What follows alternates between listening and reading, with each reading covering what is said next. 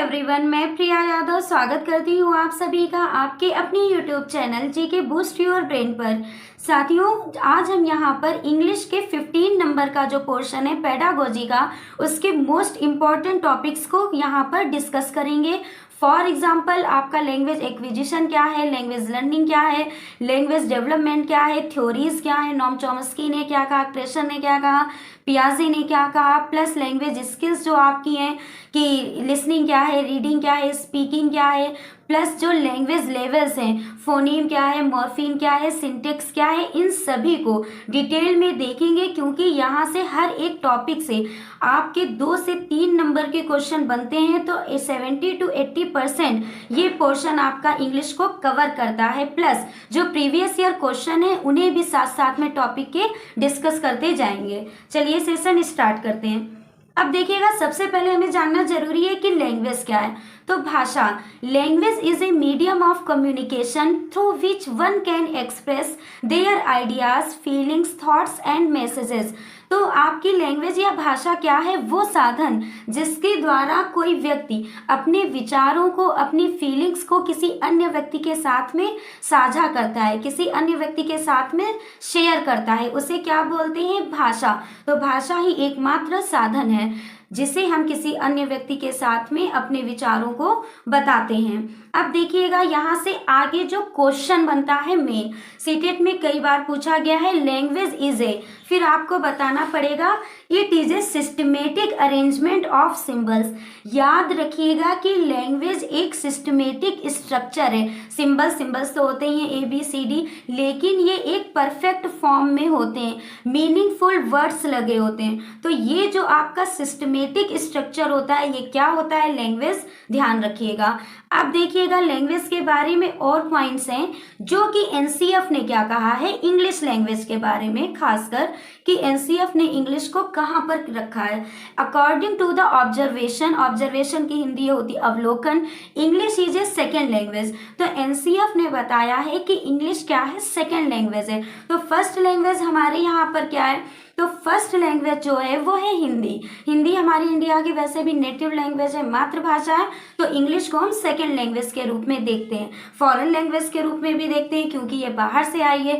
Plus in A multilingual country like India, English is a global language. आगे चल के हम देखेंगे मल्टीलिंगुअल लैंग्वेज क्या है। तो मल्टीलिंगुअल मीन्स होता है बहुभाषी, जैसे कि आपका क्या है? इंडिया। अब देखिएगा, बीच बीच में थोड़ा शोर हो तो अवॉइड करिएगा।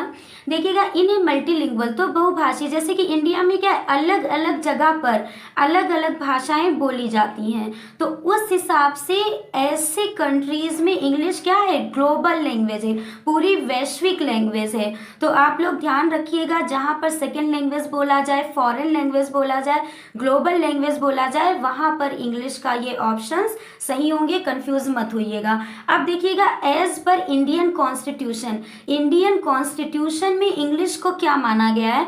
तो ये एसोसिएट ऑफिशियल लैंग्वेज है। ये भी क्वेश्चन बना है, आप ध्यान रखिएगा। कैसे? क्योंकि जो फर्स्ट हमारी लैंग्वेज है वो 341 आर्टिकल के क्लॉज 1 में हिंदी को रखा गया है। प्लस इसी आर्टिकल में 343 के क्लॉज 2 में आपकी इंग्लिश को एसोसिएट ऑफिशियल लैंग्वेज के तौर पर रखा गया है, याद रखिएगा। अब हम आगे चलते हैं, क्वेश्चन देखते हैं कि इससे क्वेश्चन क्या बना है। Which one of the following is not true about the status of English language across the world. पूरे विश्व में इंग्लिश को कौन सी लैंग्वेज नहीं माना गया है? नॉट लगा है ना, तो ध्यान रखिएगा। 3 ऑप्शन जो कि आपकी एज ए लैंग्वेज इंग्लिश होगा और एक ऑप्शन जो नहीं होगा। तो English is a heritage language, second है English as a native language, third English as a foreign language, fourth English as a second language. तो देखिएगा, यहाँ से ऑप्शन नंबर 1 नहीं सही है, बाकी तीनों ऑप्शन आपके सही हैं। किस तरीके से ये भी देखेंगे। English as a native language ठीक है, क्योंकि अक्रॉस द वर्ल्ड, पूरे विश्व में पूछ रहा है ना, तो ये नेटिव लैंग्वेज कहीं की तो मातृभाषा है ही है, जैसे कि अमेरिका में ही इंग्लिश है नेटिव लैंग्वेज। फिर देखिएगा, फॉरेन लैंग्वेज ठीक है, हमारे यहाँ ये बाहर से आई है तो फॉरेन लैंग्वेज भी है, सेकेंड लैंग्वेज भी हमने इसे माना ही है तो ये सेकेंड लैंग्वेज है। अब हेरिटेज लैंग्वेज का मतलब समझिएगा कि ये इतनी ओल्ड है कि क्या हम इसे अपनी विरासत की भाषा मान सकते हैं? तो नहीं, हाँ, अगर हेरिटेज लैंग्वेज विरासत की भाषा की बात आए तो हम संस्कृत को जरूर मान सकते हैं। क्यों? क्योंकि संस्कृत हमारी सबसे ओल्ड लैंग्वेज है। संस्कृत से ही बाकी और भी कई भाषाओं का उत्थान हुआ है। संस्कृत ने बाकी और भी चीज़ों को, भाषाओं को आगे बढ़ाया है, लेकिन इंग्लिश ऐसा नहीं है। तो इंग्लिश को आप हेरिटेज लैंग्वेज नहीं मानेंगे। ऑप्शन नंबर 1 गलत होगा, बाकी सब सही होंगे। चलिए बढ़ते हैं आगे। मोस्ट इंपॉर्टेंट टॉपिक है, 1 से 2 नंबर का क्वेश्चन पूछा ही जाएगा।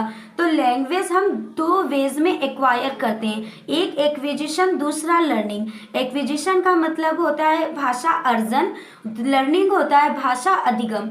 अब देखते हैं आपका भाषा अर्जन, लैंग्वेज एक्विजिशन है क्या। It is a natural process. Grammatical rules are not used. It is basically informal. No formal teaching is required. अब समझिएगा, अर्जन, भाषा अर्जन होए क्या, तो देखिएगा नेचुरल प्रोसेस। ये अननेचुरल प्रोसेस का मतलब है आपको ये इन्वायरमेंट से अडॉप्ट कर रहे हैं, इन्वायरमेंट माहौल से ये आपको मिल रही है। इसके लिए अलग से आपने कोई टेक्निक्स नहीं सीखी, टीचर्स ने नहीं सिखाया, कोई ग्रामेटिकल रूल्स का यूज नहीं किया। इनफॉर्मल मीन्स अनौपचारिक रूप से, फॉर्मल होता औपचारिक। अनौपचारिक शिक्षा क्या होती है, कहीं कहीं पे सीडीपी भी बीच में आ जाती है, कि मीन्स जो चीज़ आप परिवार से भी सीख रहे हैं, पड़ोसियों से भी सीख रहे हैं, वातावरण से सीख रहे हैं, स्कूल से भी सीख रहे हैं, बाहरी चीज़ों से भी सीख रहे हैं, वो होती है आपकी इनफॉर्मल या अनौपचारिक। फॉर्मल होती है जो चीज़ आप स्कूल में ही सीख रहे हैं, बाई टीचर सीख रहे हैं, अलग से टेक्निक्स के साथ में सीख रहे हैं, ऑफिशियली सीख रहे हैं, वो होती है फॉर्मल या औपचारिक। तो जो आपकी लैंग्वेज एक्विजिशन है वो आपकी क्या है, इनफॉर्मल ही है, नेचुरल प्रोसेस है। आप इसे एनवायरनमेंट से, अपने आसपास के माहौल से सीख सकते हैं। तो ये आपकी हमारी क्या है, ज़्यादातर नेटिव लैंग्वेज है, मातृभाषा। मैंने टोटली क्यों नहीं कहा, क्योंकि देखिए अब जब हम इन्वायरमेंट से सीख रहे हैं तो जो सेकंड लैंग्वेज है, इंग्लिश या कोई भी लैंग्वेज हो, आप उसे भी पहले सीख सकते हैं। ऐसा नहीं है कि आप उसे अडॉप्ट नहीं कर सकते। क्यों? क्योंकि ठीक है, नॉम चॉम्स्की ने इस चीज़ को बताया है कि जो 5 ईयर तक एज होती है वो भाषा अर्जन की, सीखने की क्रिटिकल एज होती है। मीन्स 5 ईयर तक आप बच्चे को जो भी भाषा सिखाना चाहें उसे उस माहौल में डाल दें, उस इन्वायरमेंट को उसे प्रोवाइड कर दें, वो बच्चा आपकी वो भाषा सीख जाएगा। जैसे आप अगर इंग्लिश सिखाना चाहते हैं, आप अपने घर में इंग्लिश बोलना शुरू कर दीजिए, वो बच्चा हिंदी से ज़्यादा आपको इंग्लिश को पहले अडॉप्ट कर लेगा। तो जो चीज़ हम नेचुरली बार बार बोल रही हूँ इन्वायरमेंट से सीखते हैं, वो आपका होता है लैंग्वेज एक्विजिशन। याद रखिएगा, जैसे इंग्लिश मीडियम स्कूलों में बच्चे इंग्लिश जल्दी सीख जाते हैं। क्यों? क्योंकि वहाँ पर क्या है, वहाँ का माहौल ऐसा दिया जाता है। समझ गए आप? अब आगे देखिएगा, it is focus more on practical knowledge. Road system नहीं है इसमें, रोड सिस्टम मीन्स रटंत विद्या नहीं है, प्रैक्टिकल नॉलेज ही है। हम जो देख रहे हैं, जो महसूस कर रहे हैं, उसी लैंग्वेज को सीख रहे हैं। फोकस ऑन कम्युनिकेशन, जो संप्रेषण, जो कम्युनिकेशन आसपास हो रहा है उस पर हमारा फोकस है, ना कि स्किल्स, रीडिंग राइटिंग इन पर फोकस नहीं है। इसको आगे देखेंगे अभी हम। इट गिव्स इन्वायरमेंट और एक्सपोजर टू चाइल्ड। हमने जैसे पहले भी देखा कि एनवायरमेंट बहुत बड़ा रोल प्ले करता है। लैंग्वेज एक्विजिशन और लैंग्वेज लर्निंग के बीच में डिफरेंस ही आपका मेन समझिएगा एनवायरमेंट ही है। जैसा माहौल देंगे बच्चा वैसी लैंग्वेज सीखेगा। फिर देखिएगा, it is a subconscious process of learning.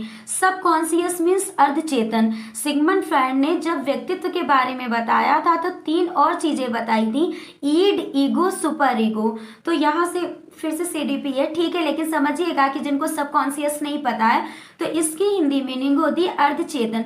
तो ईड मीन्स अचेतन, फिर उन्होंने आपका बताया था चेतन मन, फिर अर्धचेतन।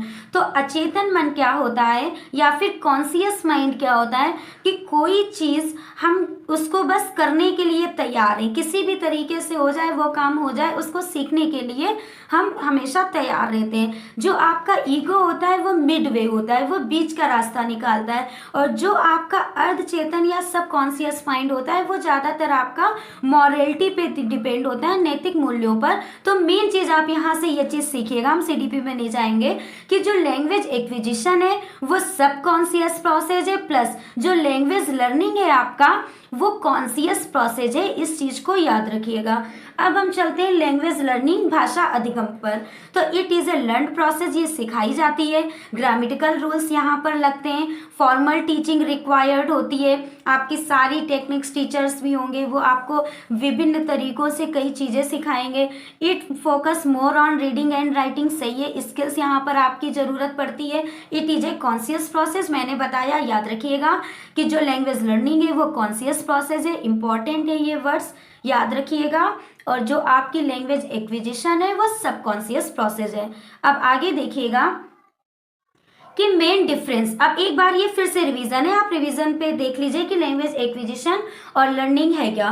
तो लैंग्वेज एक्विजिशन नेचुरल प्रोसेस है और लैंग्वेज लर्निंग आपकी लर्न प्रोसेस है। ये अनकॉन्शियस है क्या, भाषा अर्जन, और भाषा अधिगम आपकी कॉन्शियस प्रोसेस है। नो फॉर्मल टीचिंग, और भाषा लर्निंग में आपकी फॉर्मल टीचिंग की ज़रूरत पड़ती है। नो ग्रामर रूल्स, और वहाँ पर ग्रामर रूल्स चाहिए होते हैं। ये सारी चीज़ें हम देख चुके हैं कि कम्युनिकेशन चाहिए, वहाँ पर स्किल्स चाहिए, रीडिंग राइटिंग की। यहाँ पर क्या होता है, चाइल्ड को खुल के अपना एटमॉस्फेयर क्या होता है कि सीखने में बहुत जल्दी उसको सहायता मिल जाती है। अब यहाँ से क्वेश्चन देखिएगा, लैंग्वेज एक्विजिशन क्या है, what is language acquisition, question पूछा गया है प्रीवियस ईयर में। देखिएगा, requires the memorisation and use of necessary vocabulary. देखिएगा, जहाँ पर आपको मेमोराइजेशन या रोट वर्ड मिल जाए तो वो गलत ही है। ये कोई मेमोराइजेशन का नहीं है। एक्विजिशन क्या है, याद करने का चीज़ नहीं है, नेचुरली प्रोसेस है। हम जो नहीं चाहते हैं फिर भी हो जाती है, मीन्स हम उसे माहौल से देख रहे हैं, तो यहाँ पर मेमोरी का कोई भी रोल नहीं है। किसमें, लैंग्वेज एक्विजिशन में। इसी तरीके से सेकंड में भी मेमोराइजेशन है, ये दो आपके कैंसिल हो गए। थर्ड और फोर्थ में देखिएगा, फोर्थ देखिएगा, it is a technique intend to simulate the environment. नहीं, इन्वायरमेंट सिमुलेट मतलब कि इन्वायरमेंट भी क्या हम माहौल बनाते हैं कि मतलब उसको एक सिस्टम वे में ले जाते हैं, ऐसा कुछ भी नहीं है। तो यहाँ से थर्ड ऑप्शन आप समझिएगा जो सही है, refers to the process of learning a native और second language because of the innate capacity of human brain. तो देखिए, जो सही है, जो परफेक्ट है, हम उसमें जाते हैं सीटेट में। तो यहाँ से जो आपकी इनेट कैपेसिटी की बात हो गई, लर्निंग मत जाइएगा, लर्निंग पर यहाँ आपकी क्षमता से ही है, ये अधिगम वाला आप मत चला जाए, यहाँ पे ना जाइएगा। इनेट कैपेसिटी मीन्स आंतरिक क्षमता या जन्मजात क्षमता। तो इसकी बात आपके नॉम चॉम्स्की ने ही बताई है कि बालक के अंदर भाषा सीखने की एक अपनी आंतरिक, स्वयं की आंतरिक क्षमता होती है, जिससे वो भाषा का अर्जन कर लेता है। इसे क्या बोलते हैं, लैंग्वेज एक्विजिशन बोलते हैं, ध्यान रखिएगा।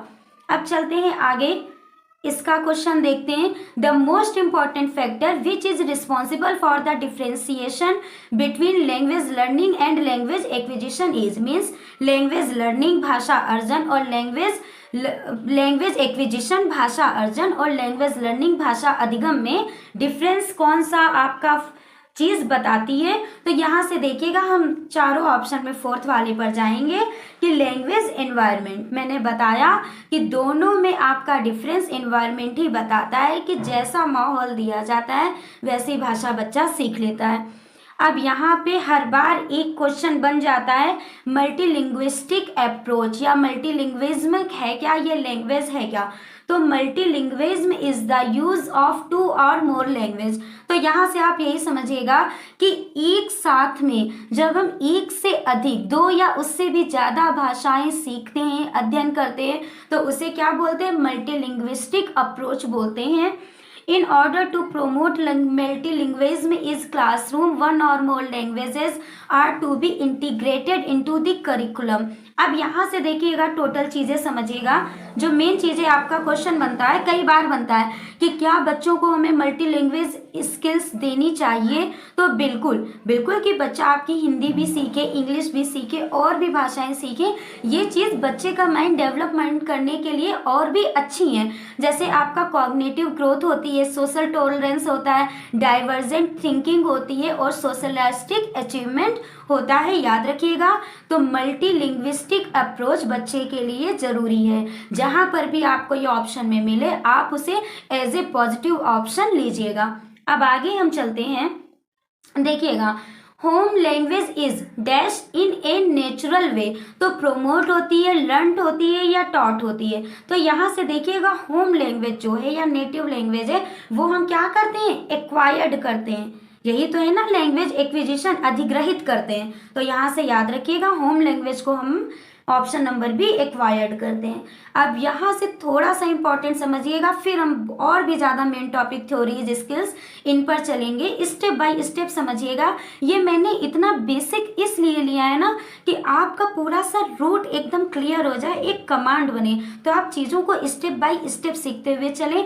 अगर सेशन पसंद आ रहा हो तो मेरे चैनल को सब्सक्राइब करिएगा, सपोर्ट करिएगा और लोगों में भी शेयर करिए, और हाँ लाइक जरूर करिएगा, मेरे थोड़ा सा मोटिवेशन के लिए कि जो मेरा प्रयास है वो आप सभी के लिए यूजफुल हो रहा है।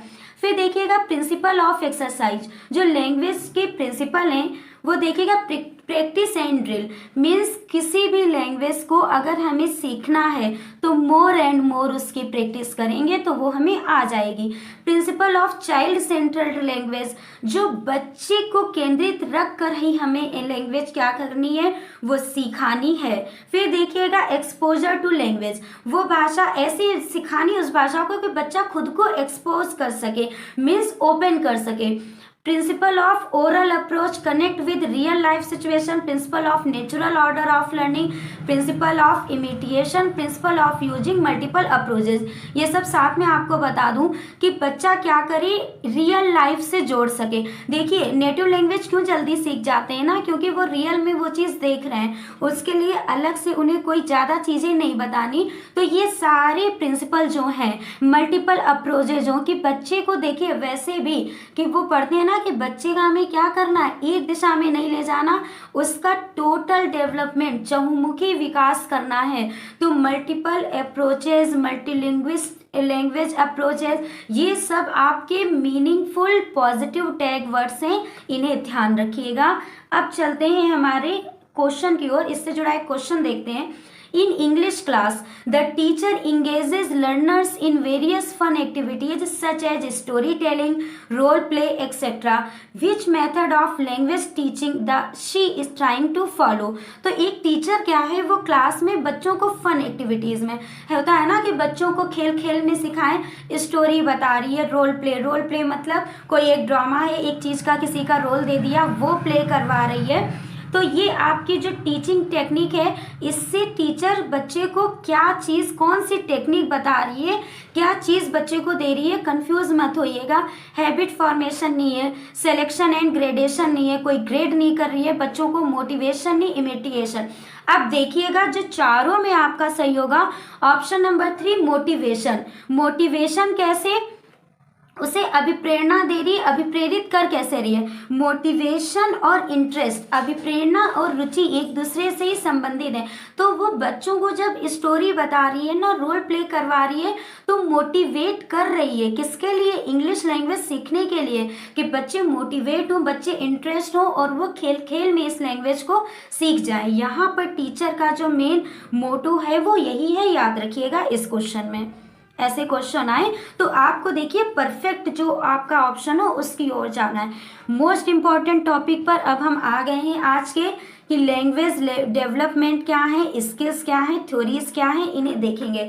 अब देखिएगा 4 स्टेप्स ऑफ लैंग्वेज डेवलपमेंट, भाषा विकास के 4 स्तर, LSRW, listening, speaking, reading, writing. और इन्हें आपको सीरियल से ही याद रखना है कि पहले बच्चा क्या करता है, सुनता है, फिर बोलता है, फिर किसी चीज़ को पढ़ना जानता है, फिर उसको लिखना जानता है। ये भी आपको कई बार दे देगा कि पहले रीडिंग, फिर राइटिंग, फिर स्पीकिंग, फिर लिसनिंग, तो आपको इसको सीरियल से लगाना होगा, ऐसे क्वेश्चन बनता है, ध्यान रखिएगा।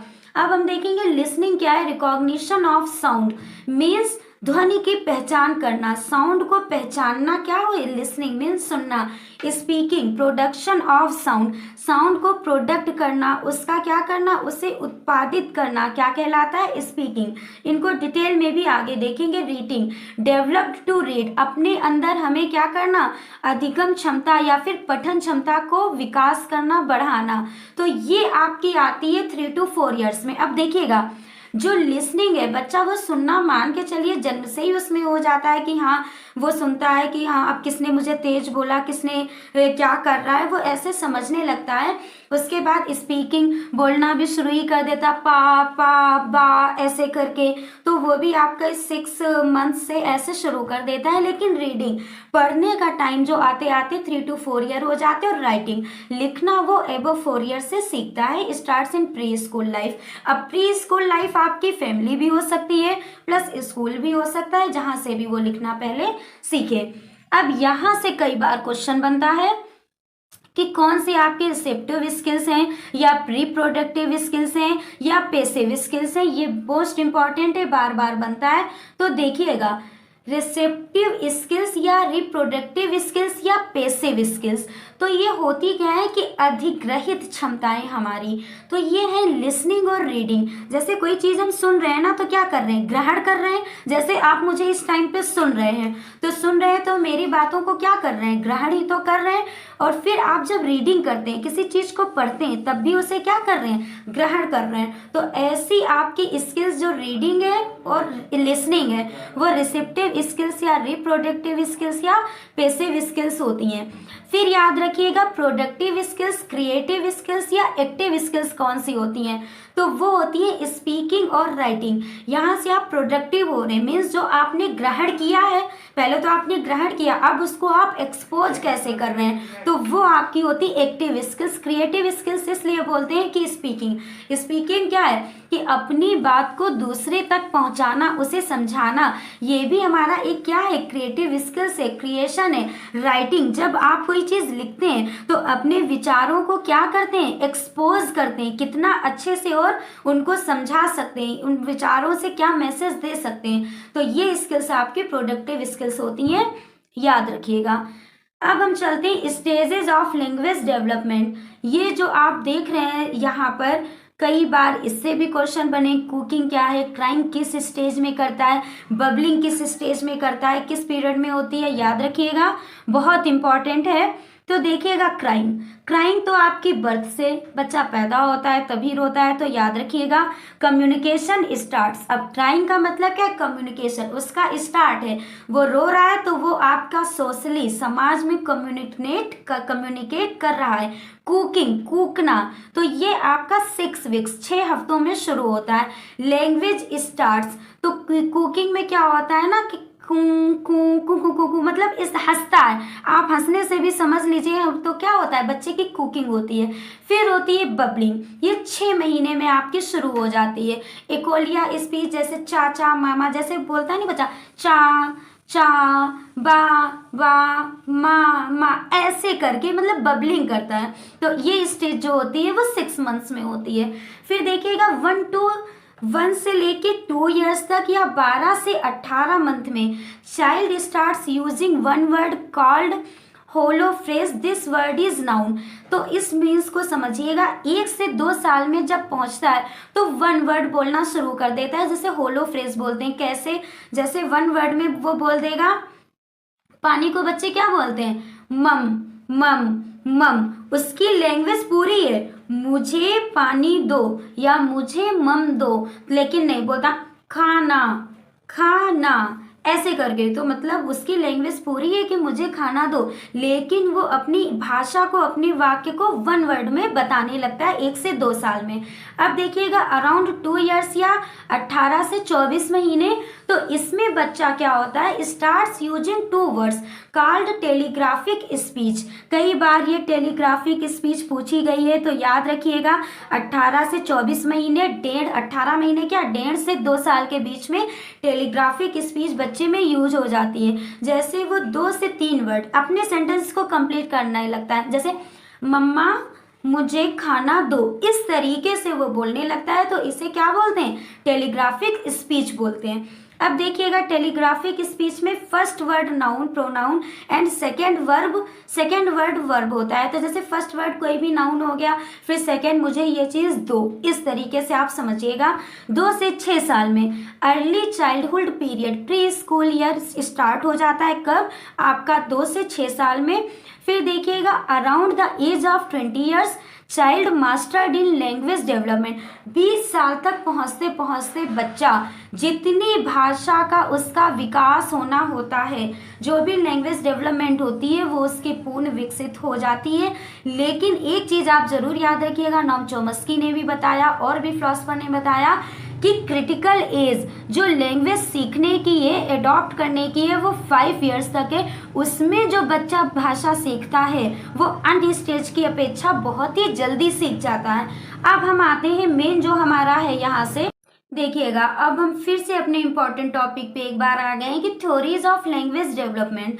और लैंग्वेज डेवलपमेंट में हम सबसे पहले क्रेशर की थ्योरी देखेंगे, क्योंकि ज़्यादातर हम नॉम चॉम्स्की, पियाजे ये देख लेते हैं, लेकिन क्वेश्चन आपका इससे भी आता है और फिर हमें लगता है कि हमने ये थ्योरी तो स्किप कर दी या पढ़ी नहीं। तो Krashen claims that learners with high motivation, self confidence, a good self image, a low level of anxiety and extroversion are better equipped for success in second language acquisition. तो देखिएगा यहाँ पर क्रेशर की थ्योरी का main मतलब था, main means था कि बच्चा जो अपने अंदर से अभिप्रेरित होता है, उसके अंदर लैंग्वेज सीखने का जो मोटिवेशन होता है, उससे जितना जल्दी सीखता है उतना वो अन्य साधनों से नहीं सीखता। तो याद रखिएगा, क्रेशर ने सेल्फ मोटिवेशन, आपका जो है जो सेल्फ कॉन्फिडेंस है, मीन्स बच्चे की आंतरिक क्षमताओं की बात की है। अब देखिएगा मेन जो यहाँ से डायरेक्ट क्वेश्चन बनता है कि क्रेशर थ्योरी के 5 हाइपोथेसिस क्या थे। तो इनको याद रखिएगा कि आपके 4 दिए जाएंगे और पूछेगा कि कौन सा एक इनमें से नहीं है। तो इन्होंने एक्विजिशन लर्निंग हाइपोथेसिस की बात की थी, मॉनिटर हाइपोथेसिस बताया था, इनपुट हाइपोथेसिस बताया था, इफेक्टिव फिल्टर हाइपोथेसिस बताया था और नेचुरल ऑर्डर हाइपोथेसिस बताया था। ये पांचों आपको एज इट इज याद करने पड़ेंगे। इनमें से कोई 4 में से 3 सही होंगे, एक आपको बाहर का देगा और फिर क्वेश्चन पूछेगा, याद रखिएगा। अब यहाँ से एक क्वेश्चन देखते हैं, the idea of comprehensible input was first used by. तो कॉम्प्रिहेंसिबल इनपुट की बात किसने की थी? याद रखिएगा, ये बात की थी आपकी स्टीफन क्रेशर ने। बिल्कुल सही आंसर ऑप्शन नंबर बी है। अब यहाँ से देखिएगा जीन पियाजे, तो इन्होंने बताया था थॉट्स डिटरमाइंड लैंग्वेज। इन्होंने बताया था, देखिए आपके वाइगोत्स्की ने क्या बताया था कि पहले भाषा है फिर विचार। जीन पियाजे ने बताया था कि विचार से भाषा है। तो देखिएगा इन्होंने ईगोसेंट्रिक स्पीच की बात की, कनेक्टिव मोनोलॉग की बात की, याद रखिएगा। अब आपके वाइगोत्स्की आ जाते हैं, तो उन्होंने बताया था जैसे कि पहले आपकी लैंग्वेज आएगी फिर थॉट्स आएंगे, ये दोनों पैरेलल चलते हैं। प्लस इन्होंने प्राइवेट स्पीच की बात की थी, ये आप याद रखिएगा कि ईगोसेंट्रिक स्पीच की बात पियाजे ने की थी, प्राइवेट स्पीच की बात, सेल्फ टॉक की बात, इनर स्पीच आंतरिक भाषा की बात या फिर अंतःक्रिया की बात भी किसने की थी? तो वाइगोत्स्की ने की थी, याद रखिएगा। अब मेन नॉम चॉम्स्की, और नॉम चॉम्स्की से भी हर बार रिपीट हो ही जाता है LAD, लैंग्वेज एक्विजिशन डिवाइड। तो ये आप याद रखिएगा कि नॉम चॉम्स्की ने बताया child has the innate ability to learn the language is called LAD, और ये वाली डिवाइस। ओवरऑल इन्होंने बताया था कि बच्चे में भाषा सीखने की एक आंतरिक क्षमता होती, इनेट कैपेसिटी एबिलिटी मीन्स आंतरिक क्षमता, और जो वो एक LAD इस डिवाइस द्वारा सीखता है जिसे बोलते हैं लैंग्वेज एक्विजिशन डिवाइस। जैसे कि आपकी ये डिवाइस हमारी माइंड में कहाँ होती है? तो लेफ्ट साइड में होती है, याद रखिएगा। हमारे माइंड में लेफ्ट साइड में LAD ये भाषा सीखने की डिवाइस होती है। बार बार क्वेश्चन बना है, देखिएगा ये पूरा यही लेटो चॉम्स्की कॉल्ड ये चीज। अब देखिएगा BF स्किनर ने क्या बोला, तो according to Skinner viewed babies as empty vessels which language had to put in cognitive behaviour. ठीक है, रीइंफोर्समेंट। ये अब मैं बताती हूँ कि स्किनर ने लैंग्वेज में रीइंफोर्समेंट की बात की। जहाँ पर भी आपकी पुनर्बलन की बात हो, रीइंफोर्समेंट की बात हो, उसके लिए आप रिस्पॉन्सिबल में स्किनर को, BF स्किनर को रखिएगा। अब यहाँ से देखते हैं हमारा कि स्किनर ने ये किस तरीके से बताया, स्टेप बाय स्टेप। तो children learn language step by step कैसे, पहले इमिटेशन, फिर रिपीटेशन, फिर मेमोराइजेशन, फिर कंट्रोल्ड रीड और फिर reinforcement. Reinforcement can either be positive और निगेटिव। पुनर्बलन जो है वो आपका पॉजिटिव और निगेटिव दोनों ही होता है, इस चीज़ को याद रखिएगा। बाकी सीडीपी के पूरी एक आपकी मैराथन पड़ी है, आप उसमें जाकर इन चीज़ों को देखिएगा। मैथ्स की भी मैराथन है, ईवीएस की मैराथन है। अभी तक अगर आपने ये सब सब्जेक्ट्स नहीं देखे हैं, सीटेट पेपर की प्रिपरेशन कैसे करें, तो डिस्क्रिप्शन बॉक्स में लिंक दी है, जाकर समझिएगा। अब देखिएगा क्वेश्चन क्या है, who strongly believed that language is learned by imitation of stimuli and reinforcement of correct responses. आंख बंद करके जहाँ पे भी किसकी बात हो, आपके रीइंफोर्समेंट की, वहां से बीएफ स्किनर को लगा दीजिएगा। अब देखिएगा नेक्स्ट क्वेश्चन है हमारा, the idea that children are born with language acquisition device is given by. यहाँ पे आपसे एलएडी की बात हो रही है, तो वो किसने बताया था, नॉम चॉम्स्की ने बताया था, याद रखिएगा। अब हमने यहाँ से थ्योरीज देख ली, फिर एक आप देखेंगे क्वेश्चन और, when children first start to speak in sentences their speech में बी डिस्क्राइब्ड एज। तो मैंने क्या बताया था, जब बच्चा पहली बार सेंटेंस में एक से ज़्यादा वर्ड बोलेगा तो सेंटेंस होगा, तो उस स्पीच को क्या कहते हैं, टेलीग्राफिक स्पीच, याद रखिएगा, इंपॉर्टेंट है, ये भी क्वेश्चन कई बार पूछा गया है। अब नेक्स्ट आप चलिएगा लैंग्वेज स्किल्स, फिर से अब हम डिटेल देखेंगे। हमने पहले देख लिया कि LSRW अपना क्या था, लेकिन अब इसके और भी पार्ट होते हैं, लिसनिंग के क्या पार्ट है, स्पीकिंग के क्या पार्ट है सॉरी, तो अब हम इनको समझेंगे। तो देखिएगा मोस्ट इंपॉर्टेंट है, आपसे कई बार क्वेश्चन आ जाते हैं, इनके पार्ट से भी क्वेश्चन आ जाते हैं, याद रखिएगा। Languages are generally taught and assessment in terms of 4 skills. तो कौन सी हैं, लिसनिंग, स्पीकिंग, रीडिंग, राइटिंग। अब यहाँ से हम एक एक को देखेंगे। लिसनिंग, स्पीकिंग, ये सब हम पहले पढ़ चुके हैं। लिसनिंग में रिकॉग्निशन ऑफ साउंड है, स्पीकिंग में प्रोडक्शन ऑफ साउंड है, रीडिंग में डेवलप टू रीड है, और राइटिंग में coordinate between hand and I है। अब आप देखिएगा दीज स्किल्स आर सब डिवाइडेड इनटू, ये हम पहले पढ़ चुके हैं, पैसिव कौन सी है, रीडिंग कौन सी है, प्रोडक्टिव कौन सी है, रिवीजन यहाँ से आप देख कर लीजिए। अब हम चलते हैं लिसनिंग पे। तो listening is the first language skill we acquire in our native language. अपनी मातृभाषा से सबसे पहले जो हम भाषा की स्किल सीखते हैं वो क्या है, लिसनिंग, सुनना हम शुरू करते हैं। फिर देखिएगा, और हाँ एक चीज और याद रखिएगा कि ये जो आपकी स्किल्स हैं ये आपकी इंटीग्रेटेड होती हैं। मीन्स इंटीग्रेटेड का मतलब समझते हैं, एकीकृत। ये भी एक क्वेश्चन बना है, तो याद रखिएगा एकीकृत का मतलब क्या, ऐसा नहीं है कि पहले आप लिसनिंग सीखेंगे फिर लिसनिंग खत्म होगी तब आप स्पीकिंग सीखेंगे, स्पीकिंग खत्म होगी फिर ये नहीं। ठीक है, हम सुनना पहले प्रारंभ करेंगे लेकिन उसके साथ में हम बोलना भी सीख लेते हैं। फिर जब हम बोलते हैं तो बोलते बोलते हम पढ़ना भी सीख लेते हैं। फिर जब हम पढ़ते हैं तो पढ़ते पढ़ते हम लिखना भी सीख लेते हैं। तो ओवरऑल जब भी आपसे क्वेश्चन में इंटीग्रेटेड या एकीकृत वर्ड आए तो आप उसको पॉजिटिव वे में लेके सही लगाइएगा, क्योंकि ये स्किल्स आपकी इंटीग्रेटेड होती हैं।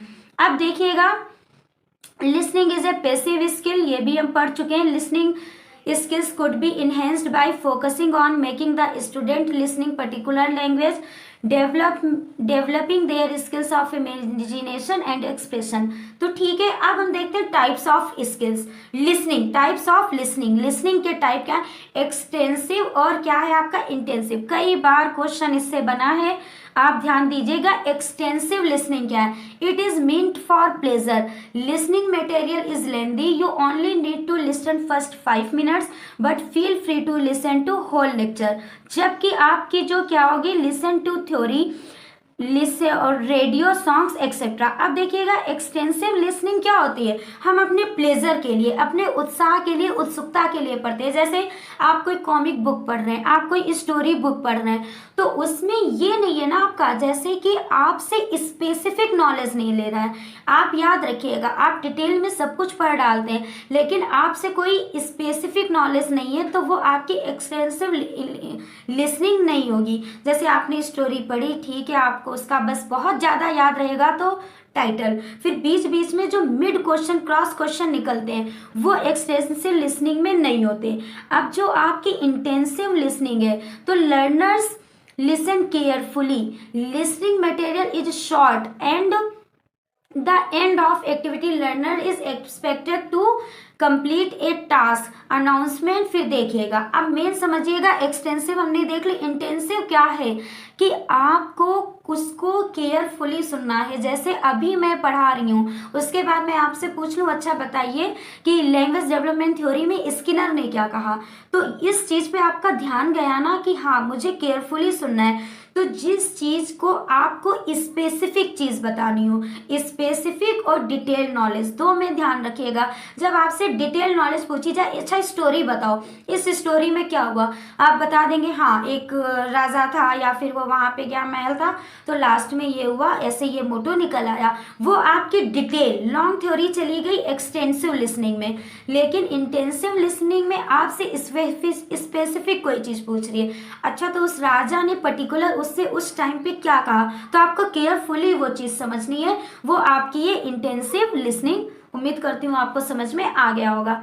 अब देखिएगा क्रिटिकल लिसनिंग क्या है, it is intensive listening along with judging the listening materials with positive and negative aspect of listening materials. देखिएगा जैसे ये आपकी जो क्रिटिकल लिसनिंग है, तो इसमें क्या है कि आप जो भी ये पॉजिटिव वे में भी होती है और ये आपकी क्या होती है और निगेटिव, दोनों ही वे में, पॉजिटिव निगेटिव दोनों ही वे में होती है। कैसे, अब देखिएगा फॉर एग्जाम्पल, तो आपका क्या है कि ये जो क्रिटिकल लिसनिंग है, देखिए जब आपने एक्सटेंसिव की, इंटेंसिव आपको कोई क्लास चल रही है या फिर आप कहीं पे कुछ समझ रहे हैं, उसको केयरफुली सुनना। एक्सटेंसिव आप कोई बुक पढ़ रहे हैं, कोई नॉवेल पढ़ रहे हैं, उस हिसाब से। लेकिन जो क्रिटिकल लिसनिंग है आपकी, वो एनवायरनमेंट से आती है। आप घर में उस चीज़ की लिसनिंग सीख रहे हैं या फिर प्ले ग्राउंड पर कोई चीज़ आप खेल में है, उस चीज़ को सुन रहे हैं, समझ रहे हैं।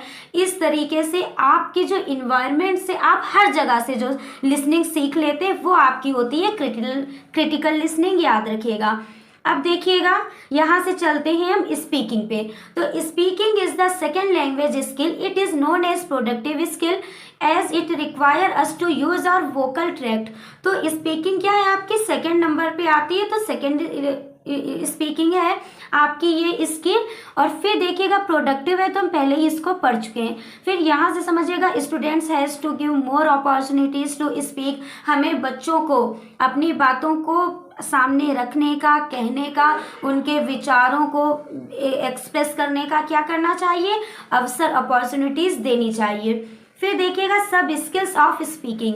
अब स्पीकिंग के भी सब स्किल हैं और लिसनिंग के भी आपके हमने टाइप थे ना, एक्सटेंसिव, इंटेंसिव, क्रिटिकल, याद रखिएगा। तो story telling is an activity in which a speaker narrates the story before the listeners in an efficient way so that listeners understand up to a maximum extent.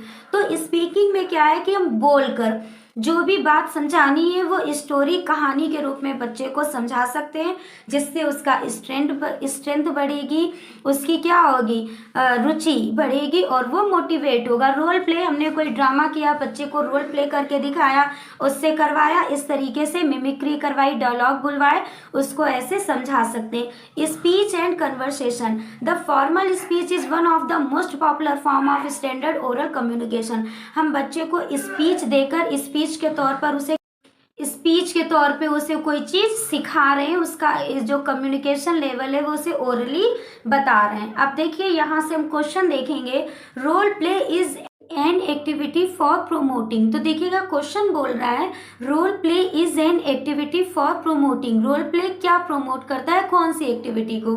तो listening, writing, speaking and listening या assessment.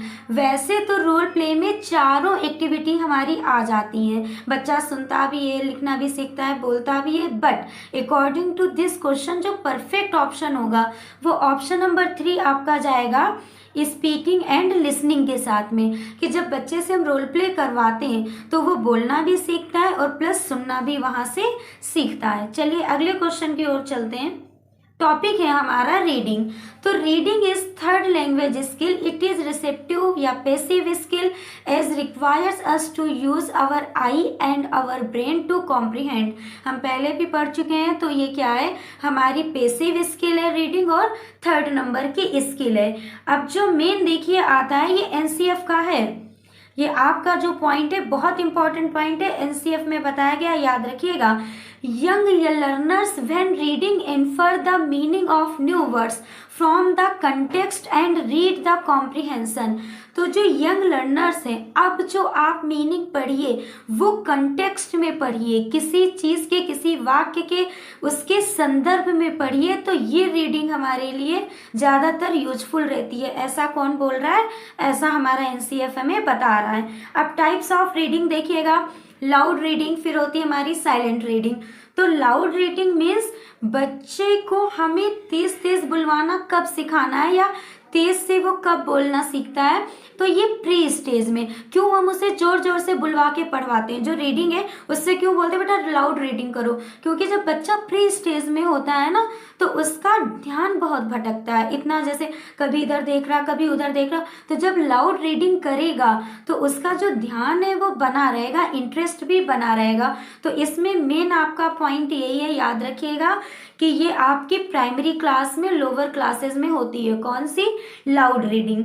फिर देखिएगा silent reading, to enjoy the pleasure of read senior classes या later classes में। We also enjoy organising and arranging the ideas. तो अब याद रखिएगा जो साइलेंट रीडिंग है वो सीनियर क्लासेस मीन्स 6 to 12 में आपकी होती है। हाँ, वहाँ पे बच्चा आपकी साइलेंट रीडिंग करके जो भी बात है उसे पढ़ सकता है, समझ सकता है, याद रखिएगा। अब चलते हैं intensive reading and extensive reading.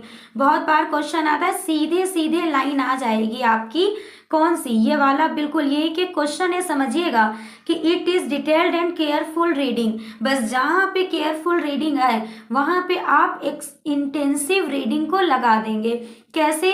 कि इसमें आप क्या करते हैं कि कोई भी चीज़ को डिटेल में एक एक पॉइंट के साथ में समझते हैं, जबकि जो एक्सटेंसिव रीडिंग होती है वो आपकी ओवरऑल जनरलाइज रीडिंग होती है। अब यहाँ से क्वेश्चन सीधे आ जाएगा, गेटिंग द ओवरऑल मीनिंग या समरी। तो ओवरऑल मीनिंग या समरी हम किस रीडिंग में लेते हैं, किस रीडिंग में पढ़ते हैं? जो बोली जाती है वो होती है बच्चों के लिए एक्सटेंसिव रीडिंग। जैसे आपने न्यूज़पेपर पढ़ा, कोई मैगजीन पढ़ी, या आप कोई देश विदेश के बारे में पढ़ रहे हैं, तो एक ओवरऑल आइडिया लिया, अच्छा यूरोप है, यहाँ पे ये जगह है, फिर पेज पलटा, ये आपका साउथ अफ्रीका है, यहाँ पे ये जगह है, फिर पेज पलटा। तो एक आप ओवरऑल समरी, ओवरऑल व्यू ले रहे हैं, वो है एक्सटेंसिव रीडिंग।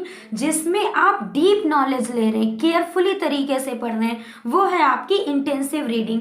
अब एक आती है नेक्स्ट आपकी रैपिड रीडिंग। ये भी क्वेश्चन बना है, तो रीडिंग विद स्पीड, जो हम स्पीड के साथ में पढ़ते हैं वो हमारी कहलाती है रैपिड रीडिंग। अब ये स्किमिंग और स्कैनिंग जो कि पैराग्राफ में हम कैसे यूज करते हैं, तो स्किमिंग क्या है? Readily quickly to get the general theme, topic, meaning और मेन आइडिया। स्किमिंग को आप रिलेट कर सकते हैं एक्सटेंसिव रीडिंग से, और स्कैनिंग को आप रिलेट कर सकते हैं इंटेंसिव रीडिंग से। तो स्किमिंग भी क्या करते हैं, जैसे कि न्यूज़पेपर या कुछ हमने पढ़ा, तो इसमें भी वही सेम किया कि मेन टॉपिक देख लिया, क्या एक ओवरऑल आइडिया ले लिया। जबकि स्कैनिंग आप ऐसे भी समझ सकते हैं, हम किसी मॉल वगैरह में जाते हैं, एयरपोर्ट पे जाते हैं, तो क्या हमारी डिटेल स्कैनिंग होती है, एक एक पॉइंट जिसमें समझते हैं। तो इसमें सीधा यही वाली लाइन आ जाएगी आपकी कि स्पेसिफिक फैक्ट, पर्टिकुलर इंफॉर्मेशन जिस रीडिंग में लेते जैसे वो रीडिंग आपकी स्कैनिंग रीडिंग कहलाती है। जैसे आपके फॉर एग्जांपल ट्रेन टिकट्स हैं, तो देखते हैं ना, अच्छा यहाँ पे ये मेरा नाम है, ये ट्रेन नंबर है, अच्छा मुझे बर्थ कौन सी मिली है, मुझे क्लास कौन सा मिला है, तो एक एक डिटेल हम उसकी स्पेसिफिक देख रहे हैं ना, तो ये आपकी स्कैनिंग कहलाती है।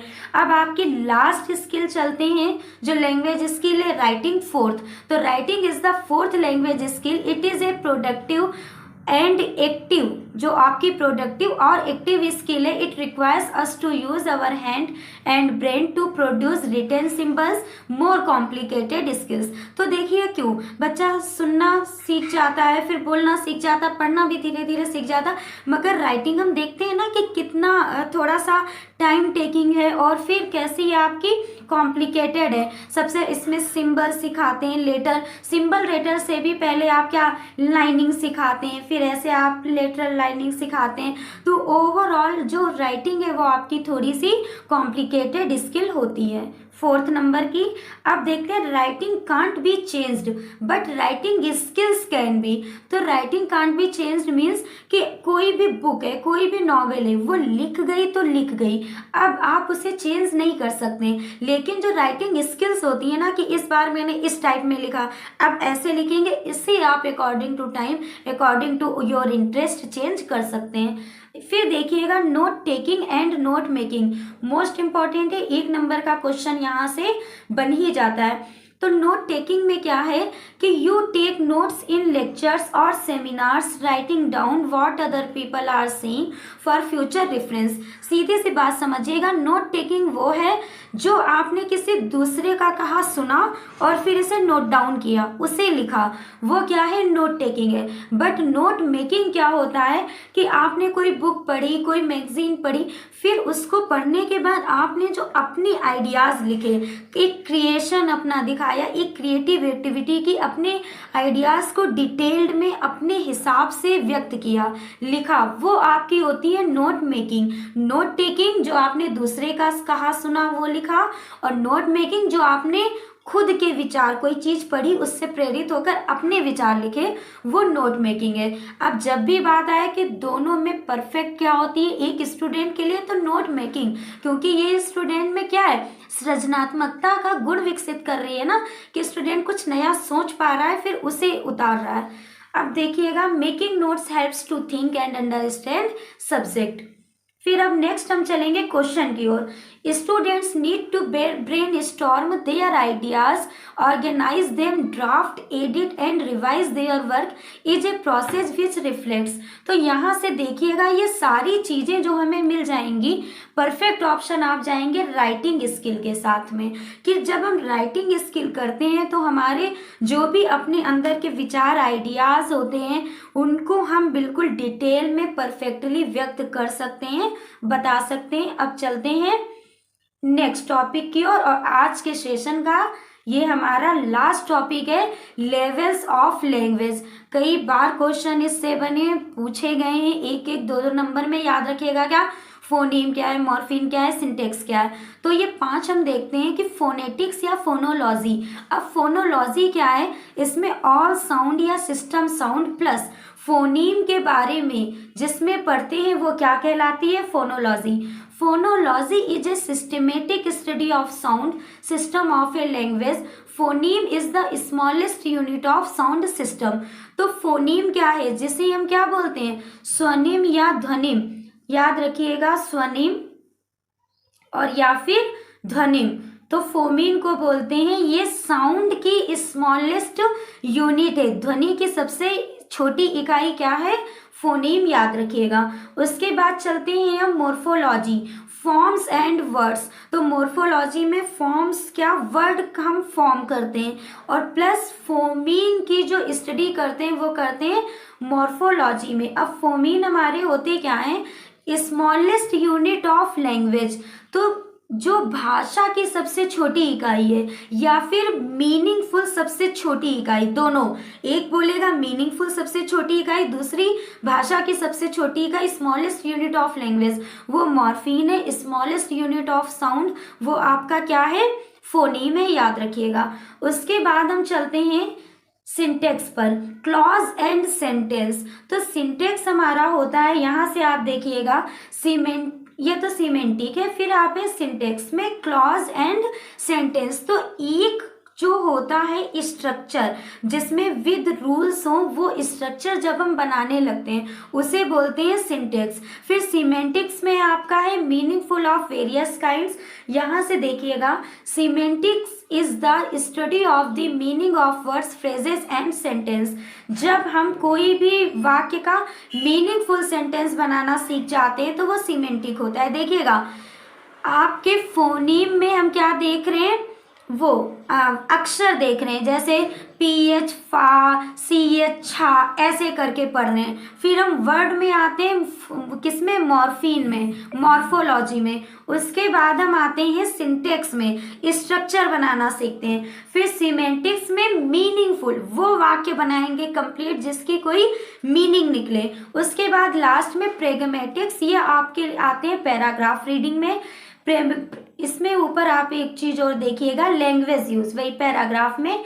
Pragmatics is the way we convey the meaning through communication.